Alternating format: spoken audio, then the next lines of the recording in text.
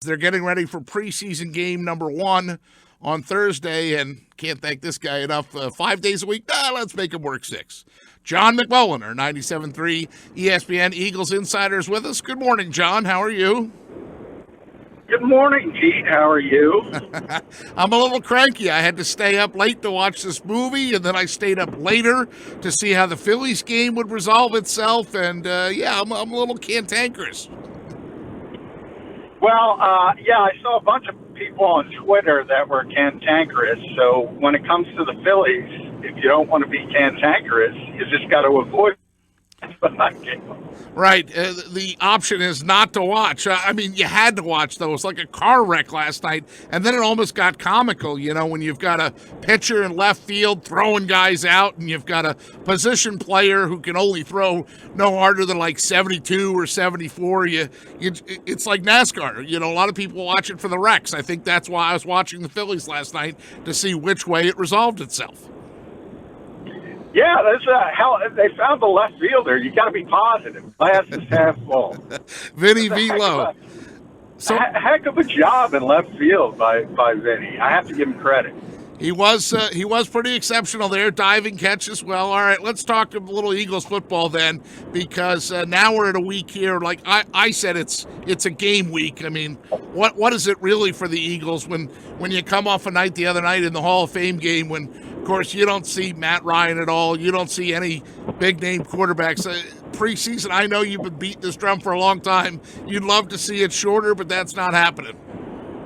No, and it's not anything like a game week to be real about it. There's no game planning. If you get into the typical NFL week in the season, everything's so structured as far as preparation for your opponent. The Eagles are still in camp mode, still in evaluation mode, and obviously you got 90 guys out there, so it's about trying to figure out what the back end of your roster is going to look like. And, oh, by the way, Tennessee Titans are going to be here on Thursday. So you can dress it up and put the bunting and put it in Lincoln Financial Field, but we all know what preseason is at this point. It does seem like, the Eagles, they made a move, right, to switch some safeties out the other day. You talked about the back end, linebacker being an area last week when we had you on the show is an area of concern for you, but also their success or failure defensively a lot is going to come on the back end and how well they can do in pass coverage. And is that something they just continue to tinker with then? Obviously, the move they made yesterday.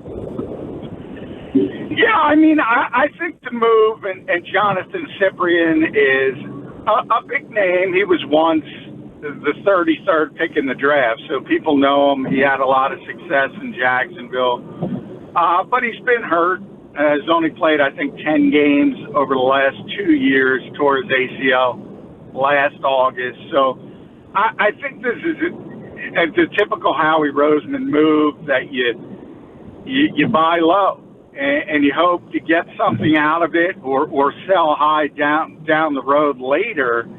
And if it works out, great. If it doesn't, there's little risk. And I think it's just another clear indication, and I mentioned this with Mike Gill yesterday, not that this should be any surprise to anybody, but this team believes the window is open for another championship. That's why you bring in players like Jonathan Cyprien, Orlando Scandrick last week as well. You're not bringing in veteran guys like that if you don't have the chance to win it all. You're trying to develop the younger players. So this is a depth move, and you have a veteran guy who's played a lot of football, played it successfully, and if something happens, hopefully it works out for you. And the players have a factor in this too, right? By the way, I mean, they see the landscape a little bit, and when they're talking to their agent of like, hey, what teams are interested in me? Ooh, I'll take that one. You talk about the window being open. The players kind of feel that, the guys that are out there, so they jump at the chance. Like Philadelphia, maybe not, Gil always says in the NBA is Philadelphia a destination, but for football, Philadelphia is a destination. Yeah, it is. And I joke. I always call it the silver standard because Jeffrey Lurie got a lot of you-know-what for saying gold standard back in the day. And they're not that. That's the Patriots. But over the past couple of years, they're right there. They're in the conversation for being number 2 as far as how they're looked at in this league from an organizational standpoint. So, yeah, I mean, if people have options, certainly they look at not only things like facility and organization and how much chance they have to win. That's all a big part of it. And guys like Skandrick who've been around for a long time and haven't gotten that Super Bowl yet. Sometimes they want to reach for that ring. They've made enough money, so it makes sense. John, one of the other stories you have posted on our website right now, 973ESPN.com, and we talk a little bit about the secondary, LeBlanc, Cravon LeBlanc, and you know how my brain works because you've been around me enough. LeBlanc has Liz Franck. Like, the only good thing about that is that it rhymes. Yeah, that's a tricky injury, and that's what happened to Jalen Mills. And you see, all you need to do is see what happened to him originally. It was described as a sprain when he first did it last season, and then all of a sudden he shows up in a walking boot, and then all of a sudden he's getting surgery, and he's out for the year, and he's still not back. He's on the PUP list. So that can be a serious injury if you've watched All or Nothing on Amazon, which follows the Carolina Panthers. Greg Olsen had a Liz Franck fracture, got back on the field, broke it again. So that can be a really serious injury. And Cravon's case, it's just a sprain, and I use that term just, so that's the better end of the bargain. But as we've seen, things can go drastically wrong with that injury. And that's why Skandrick is here, because he's the backup slot corner, and the Eagles needed a veteran presence in case things go wrong. They saw it last season.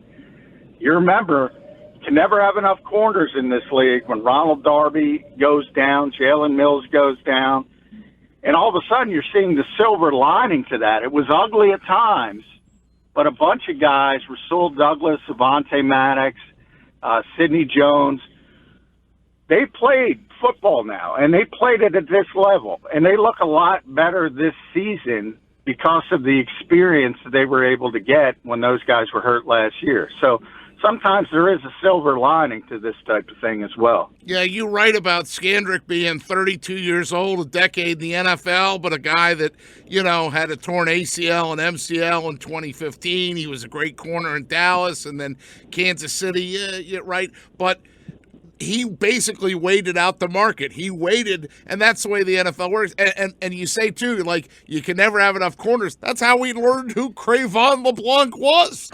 Well, exactly. I always get a kick out of that because, you know, Cravon is a nice guy, and he did a tremendous job in a very difficult circumstance for the Eagles last season. But I kind of chuckle at how some of the fan base treats him as a sort of a constant, and the fact that he was on the street in November when the Eagles brought him in, didn't have a job, and Jim Schwartz kind of schemed him up. But people don't like Jim Schwartz. I think it's kind of, I think it's kind of funny. They're almost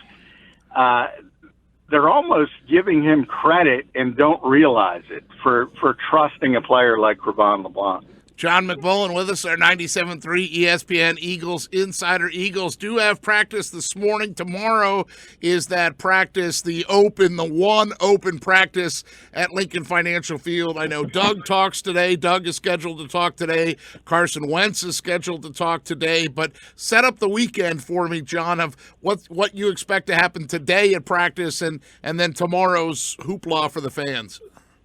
Well, it's pretty lengthy practice today, and that's understandable. They had the longest practice of the year before the off day on Friday, and that makes some sense. And they come out of the off day making some moves on the back end of the roster. Howie Roseman busy, always trying to get better. But every time you have these off days, you sort of ramp it up before and after, and that's kind of what's going on today, this morning. And then, as you mentioned, the one Lincoln Financial Field practice, which the team, the organization, has got a lot of criticism for, and I think rightfully so, Pete, because when people say it's the only open practice, even that, you got to have $10 to get in. And there are some teams in this league that still have well over 10 open practices, double digits. One has 19. So I think the Eagles are kind of swimming upstream on this particular issue. And, oh, by the way, I don't think they seem to care. Yeah, that's true. I mean, they'll spin it that the $10 goes to their charity, the autism, which is hard to, like, you know, on one hand you go, oh, well, that is a good cause, but at the other hand you say, like, your point, which is, wait, other teams out there, and it's the Cowboys that lead the league, right? They have the most open practices? Yeah, I'm not sure who it was. It might have been Denver, I think, because I remember Vic Fangio talking about it. But I know one team has 19 open practices, and Denver, I think, is the team. Remember, they played in a Hall of Fame game, so they had the extra week of practice, so that helps as well. But still, that's a lot of open practices. It's almost like an old school environment. Hey, John, I'm still on the defensive side. My brain, how's the D line looked and the rotation there?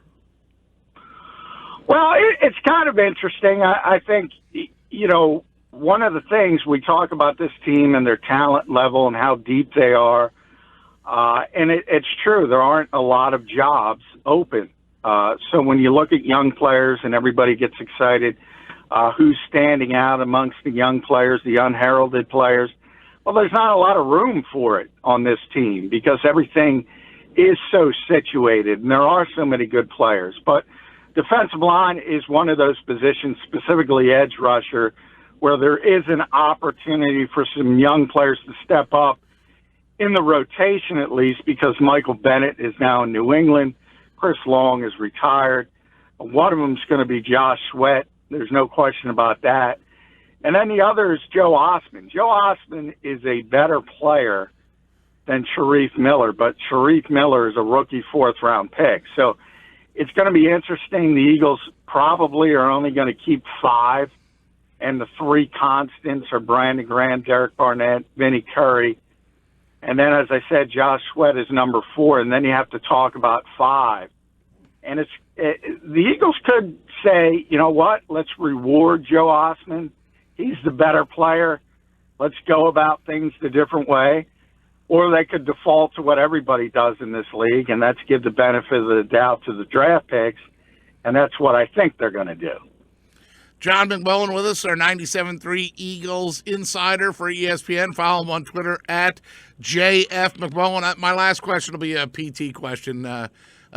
Is part of your documentation you have to count like the flavors of Reader's Water Ice or who has to take them? Like, you know, you never do like the rundown, right? Like the 8:10, 8:15. But like what's in John's notes? Like do you write down notes? Do you speak into a tape recorder? Like how do you figure out and how long you get this is where you get to watch all of practice, right? You don't get kicked out. Yeah, we get to watch all the practice. We don't get kicked out. We can't take pictures or video of the entire practice. But, yeah, I'm constantly taking notes. I like to take notes on things other people don't notice. So, for instance, kickoff coverage, L1 through L5, R1 through R5. I do stuff like that. It's not difficult to – they only have 4 flavors of Rita here, Rita. So you can – and you should always go mango, by the way. Okay. Nothing else. Okay. So none of that. But there are people who track the throws of Carson Wentz and Nate Sudfeld and all the quarterbacks, Clayton Thorson, Cody Kessler. And let me be blunt here, Pete.